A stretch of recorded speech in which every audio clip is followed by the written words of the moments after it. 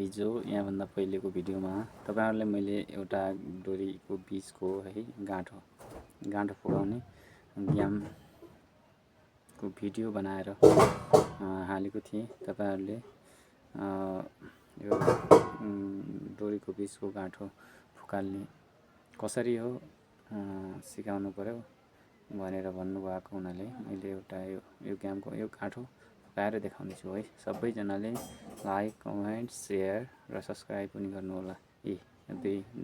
दुई हातमा यसरी दुई हातमा बाँधेको छु। बीचमा गाँठो छ है, यो डोरीको गाँठो छ। यो गाँठोलाई कसरी फुकाउने त?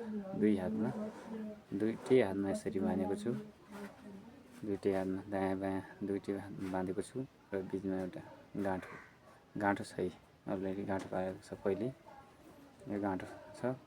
गाँठो कसरी फुकाउने त? दुवै हातमा डोरी बाहिर निकाल्नु पाइन्न, यसरी बाँधेको हुनु पर्यो र बीचमा यसको गाँठो हुनु पर्यो। यो गाँठो कसरी फुकाल्ने त? हिजो पहिलो भिडियोमा मैले यो कसरी फुकाल्न सकिन्छ भनेर देखाएको थिएँ, तर फुकालेको थिएन है मैले। त्यही भएर आज सबैले यो सिक्न चाहनुहुने जतिलाई सबैजनालाई मैले यो सिकाउन चाहन्छु है। यो कसरी फुकाउनु पर्यो त? दुईटै हातबाट डोरी ननिकाल्ने र यो गाँठो चाहिँ फुकाउनु पर्यो है। यो गाँठो कसरी फुकाउन सकिन्छ त है? अब यसरी यस्तो गर्यो है, यसमा हाल्यो है, यसरी समाउने, यसरी हाल्ने आफूतिर, अनि यसलाई अलि खोक्लो बनाउने, जुन गरेको हुन्छ खोक्लो बनाउने। यहाँबाट यता आएकोलाई डोरीलाई यता भित्र यो खोक्लो बनाएर यो डोरी भित्र हाल्ने, यता फसाउने।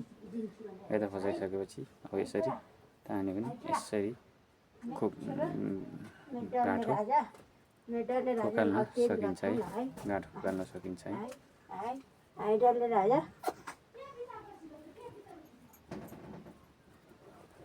मेरो डल्लु चल्लु।